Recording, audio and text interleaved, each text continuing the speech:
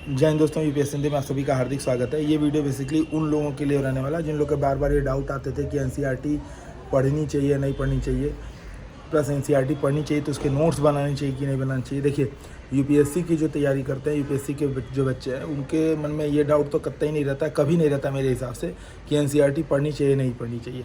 ठीक है, तो यूपीएससी वाले बच्चे तो अपने आपको इस श्रेणी से तो कम बाहर कर लें।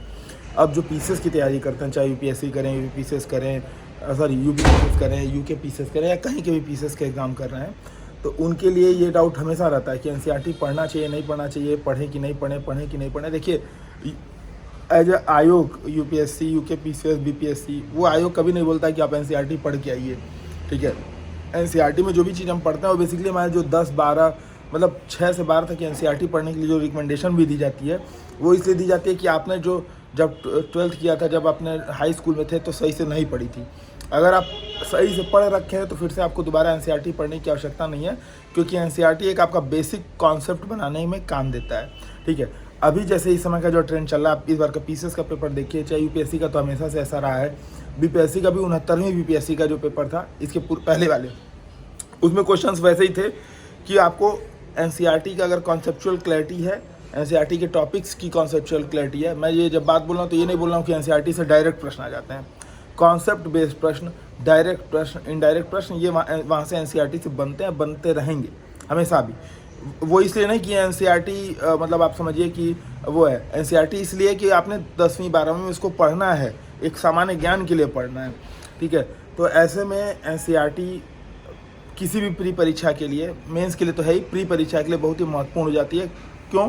क्योंकि कॉन्सेप्चुअल क्लैरिटी के साथ साथ आपको एक ठोस आयाम बताती है कि कहाँ से कहाँ तक कैसे कैसे किन किन चीज़ों को कवर अप करना है। ठीक है, क्योंकि सिलेबस अपने आप में बहुत बड़ा है यूपीएससी का या पीसीएस का, किसी का भी।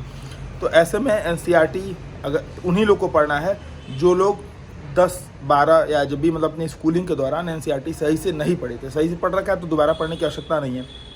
अब बात आती है कि एनसीईआरटी के नोट्स बनाने चाहिए कि नहीं, तो इसके लिए इसको बार बार हम लोगों ने बताया भी है।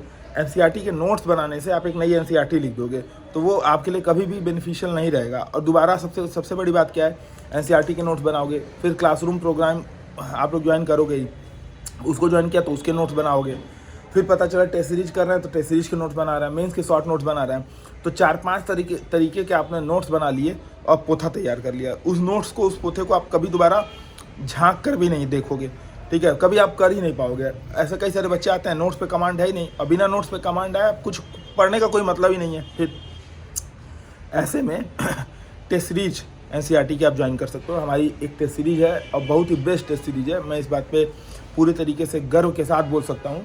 अभी हम लोगों ने उसमें 6 में जो विज्ञान वाला जो एनसीईआरटी है, और जो 6 की एक नई एनसीईआरटी आई है जिसमें इतिहास, भूगोल और समाज, ठीक है, वो तीनों को, इतिहास, भूगोल, समाज और राजव्यवस्था, ये सारी चीज़ें एक में कर रखी हैं। 14-15 चैप्टर्स हैं।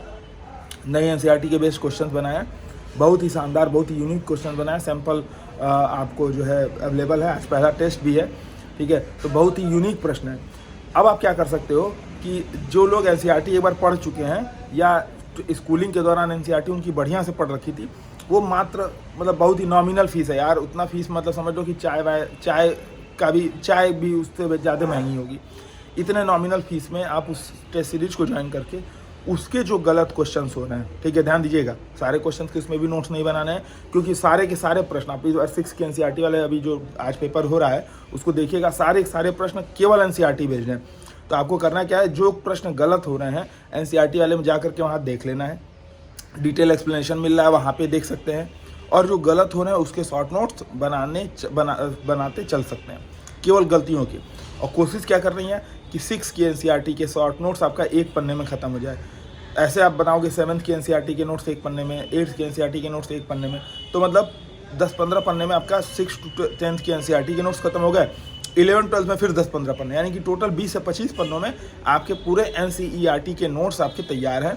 ऐसे फैक्ट उसमें रखने हैं जो हमको बार बार भूलता है, या जिसकी उपयोगिता हमको मेंस में लग सकती है, या जो हमारे वहाँ पे गलत हो गए थे। तो ऐसे नोट्स बनाने हैं। अब कैसे शॉर्ट नोट्स में बनाते समय किन किन चीज़ों का ध्यान रखना है, अगर इस पर आप वीडियो चाहते हो तो एक बार कमेंट करके बताइएगा। मैं क्वेश्चंस अटैम्प्ट करके और फिर उस पर वीडियो बना करके आप लोग को बताऊंगा कि क्वेश्चंस 10-15 क्वेश्चन रैंडमली अटेम्प्ट करेंगे, क्या गलत हुए, कैसे क्या सही हुए, उसके आधार पर एक शॉर्ट नोट्स बना करके बता दूंगा, ठीक है। तो 2 डाउट्स, पहला कि एनसीईआरटी किसको पढ़ना चाहिए, तो जिन लोगों ने 12th वगैरह में सही से पढ़ रखी है उनको फिर से पढ़ने की आवश्यकता नहीं, वो डायरेक्ट ले सकते हैं।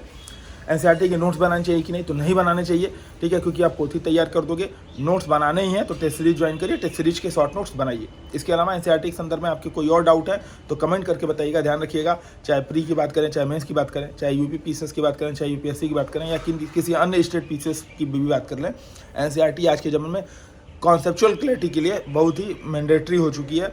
और बिना एनसीईआरटी पढ़े मेरे हिसाब से कम एक आप कुछ भी बुक पढ़िए, घटनाचक्र पढ़िए, कुछ भी पढ़ लीजिए, एनसीईआरटी एक बार आपका कॉन्सेप्ट क्लियर हो जाएगा तो आप कभी भी उलझोगे नहीं। खास करके जो इस बार का नया पैटर्न है यूपी पीसीएस में, ऐसे में तो कतई नहीं उलझोगे।